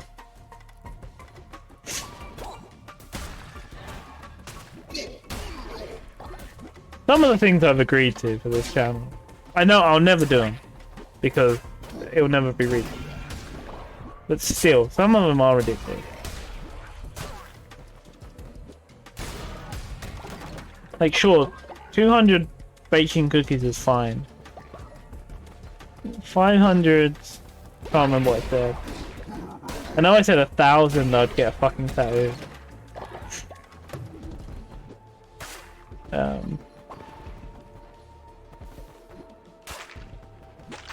That's definitely never happening. I'm never hitting 1,000. So I will never have to tattoo my body. But then again, the tattoo, I'm not that much against. I like tattoos. I already have 3, I want more. Especially before the fucking government clamps down on them like they're fucking gonna. It's fucking annoying. They're not even clamping down on tattoos. What they're gonna clamp down on is the stuff used to make tattoos safer.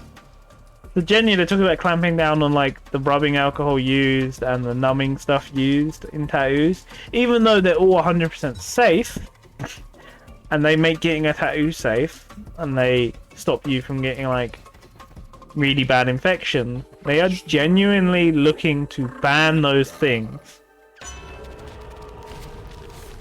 in a way of saying, no, we're not banning tattoos. We're just gonna make it fucking deadly to get them.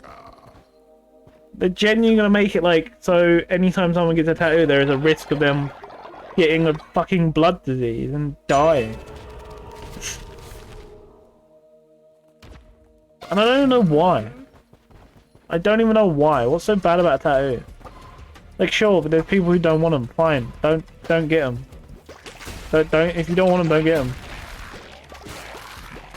And come on, it's your body, your choice. My body. I want pretty pictures of my body. Can't dress up pretty like girls do, because men's clothes are boring. I get to have pretty pictures of my arms and legs. That's what I get to do. What the fuck is this thing? I don't like it.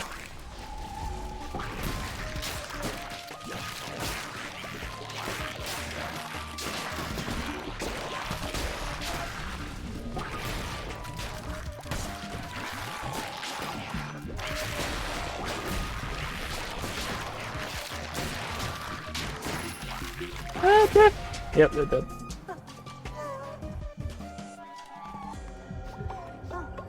You're in my cult, you fucker.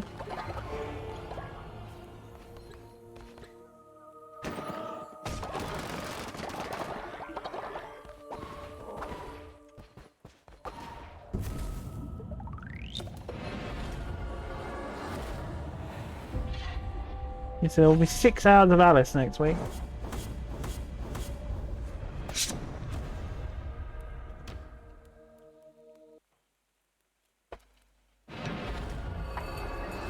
Okay, what days is it that you're doing, Alice?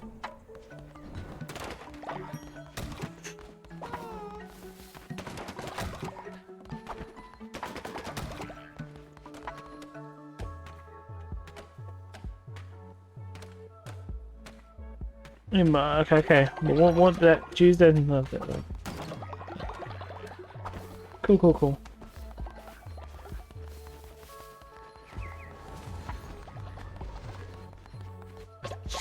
No, just because of the, I'll either be in the stream or I'll watch the VOD, so I can keep track of where you are. Or my tracker thing. For us.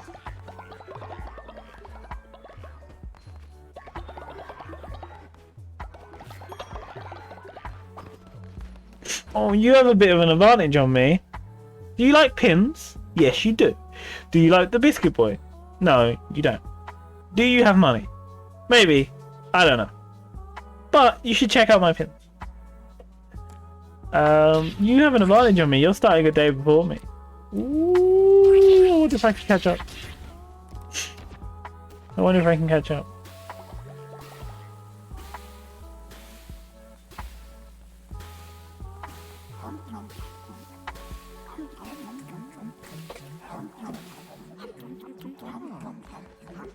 Hum.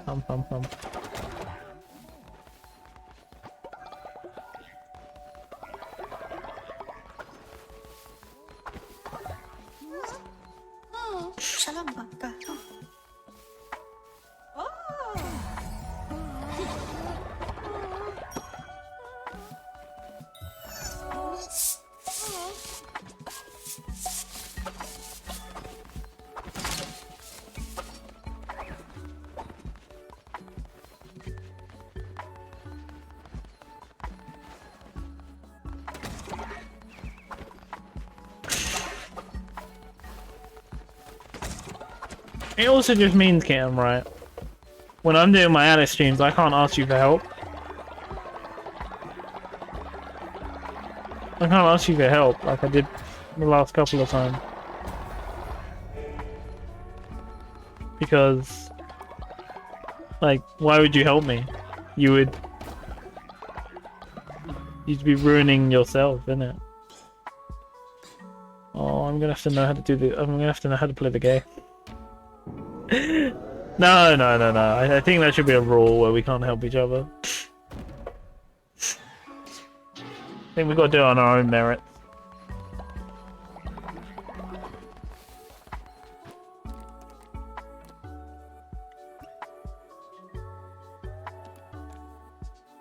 Well, I do appreciate it. You're a very nice person, kid.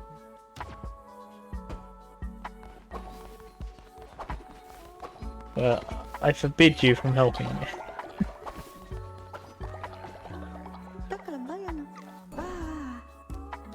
Join!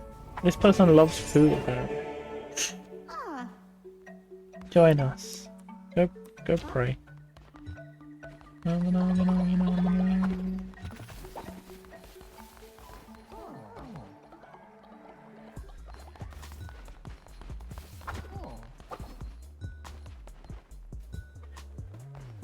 we don't have to get them.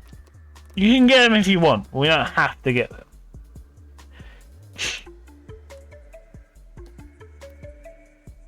Let's send Kitten out to get money. And that's also send someone else out. Yeah. Because here's the thing, I'm gonna go into it going, I don't need to get the pigs or the collectibles. But I know it's gonna be really hard for me to resist doing it. It's gonna be really hard for me to be like, no, I don't need to collect it. I don't need to collect it. I don't need it. I don't need it. Because I know my brain's gonna be like, get a collectible. Come on, do it. Get a collectible. It's right there. Get a fucking collectible. I know my head's gonna be doing that. My head's gonna be doing it. Just like, get the thing. Like, you've seen me play Alan Wake. You've seen me just like, oh, I need to get the thermos. Oh, there's a thermos. Like, you've seen how happy I get every time I find one of those fucking thermoses. I was like, I want the thermos. Give me the thermos. I need it. Look, a giant skull for no fucking reason. Let's have that. Why not? Oh, I don't want to talk to them. I want to help build it. Giant skull for no reason. Ooh.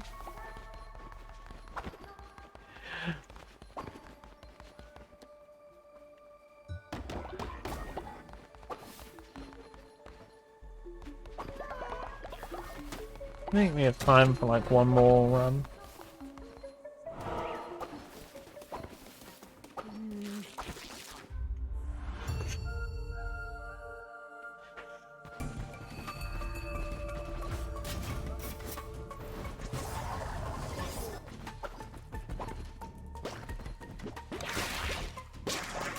Are you gonna find it weird not being able to use the DLC dresses?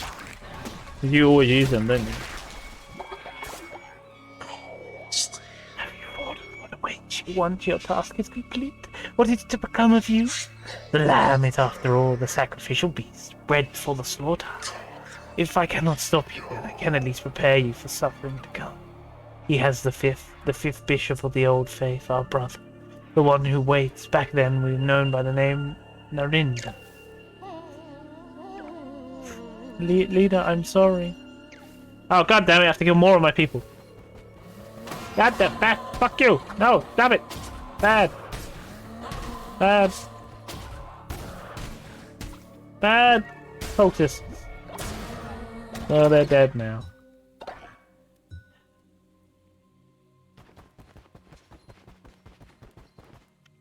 No, I'll be fine. Yeah, I've never used them or the DLC weapons, so I'm gonna be like, fine. I never thought I'd have a game that I play regularly, because I'm a variety. I always knew I wanted to do variety. I wanted to change the game up, and then there's just a game I keep going to. It's just a game I keep going back to. And to keep going back to Alice. Just like, let's do some Alice.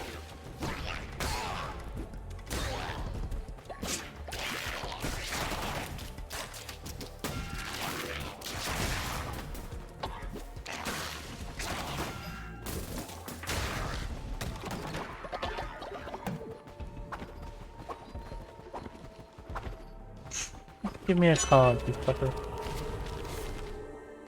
When killed, resurrected. Thank you very much.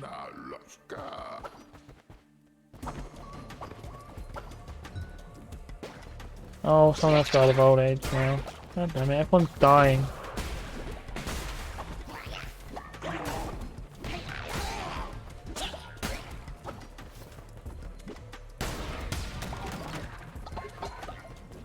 Yeah. I get your point. I get your point, Ken. But I did again. It's just I never thought I would. I always thought I'd be mixed up because I rarely. Again, there is only a handful of games I've ever played more than once. Like I mean, because I mainly play story-based. So there's a handful of games I've gone and let's play and finish that again, which is like Mass Effect, Fable.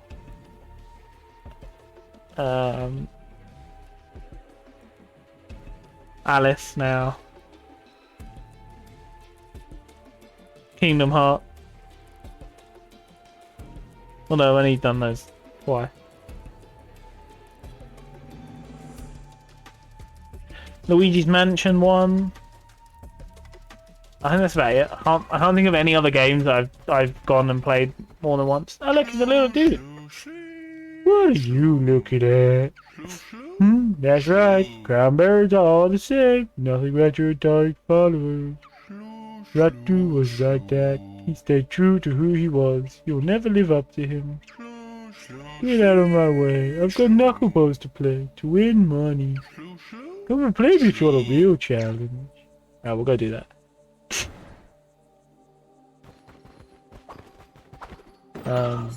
Yeah, I can't think of any other game. I've finished Dragon Age 2 once. I've never finished any other Dragon Age game. So I can't even be like, oh, Dragon Age. Even like, I did 3 episodes of Dragon Age Origins on the YouTube. For Jasper. And then I just never went back and finished it. I do love those games. I think they're fantastic. I'm constantly restarting. I just can never finish them. The Fable games are one of those things where you could, at any point in my life, you could be like, hey, Biscuit, do you want to go play Fable? And I'm like, yeah. Yeah, let's play Fable. Yeah, let's play Fable 2, if you're a minion or I'm a minion. Or let's go play Fable 3 where we're playing together. Or let's just go play Fable and I'll watch you and you'll watch me. Fable? Yeah. Although I've only ever finished the first one once. I haven't even got the true ending of the first one because I haven't done the Lost Chapters DLC. But 2 and 3, especially 2.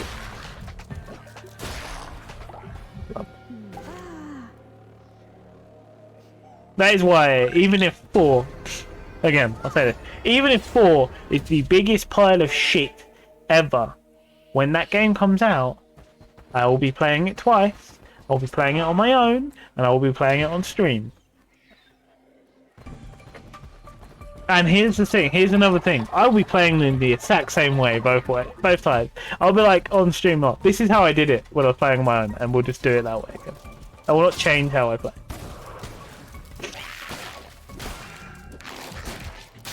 Oh, I'm dead. Oh wait, I'm back. Well, that was a waste of my resurrection card, wasn't it?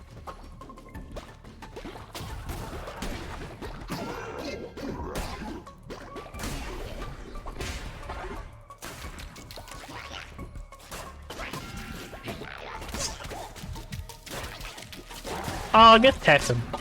Tekken 5 Dark Resurrection. Because I did every single ending of that game 2 or 3 times. Because I really liked it. I did it on the PSP. I used to take it to school. I used to take my PSP to school. And I'd sit there in lessons under the desk playing Tekken. It's like, I don't give a shit. I'm gonna play Tekken now. What are you teaching me? I don't know, I'm playing Tekken. Go away.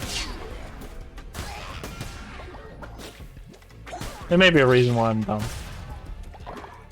Oh, and the Darkness! The Darkness 1, I play that. I know, on the reg.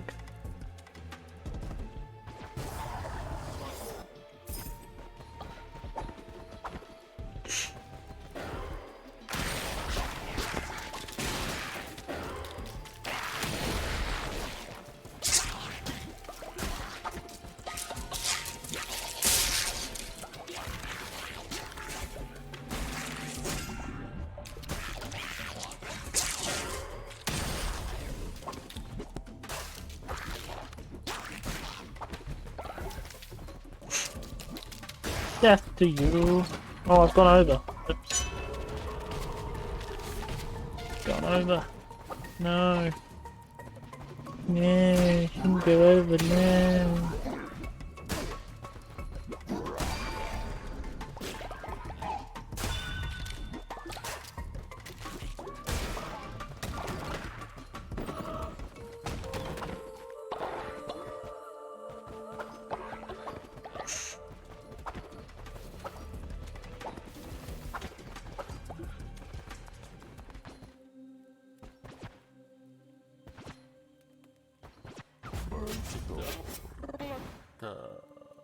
Oh wait, this heals the wielder?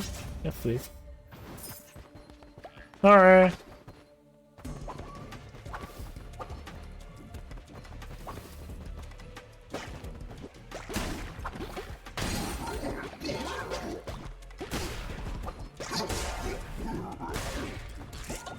We also need to finish Breath Edge. Well, I need to buy that now. Because it's no longer in Game Pass. That's a very fun. That was a very silly, fun game.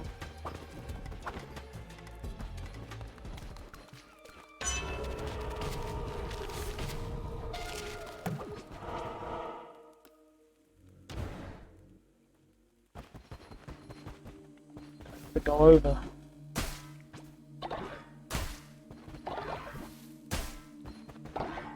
I wonder if the person who made Tunic is making another game.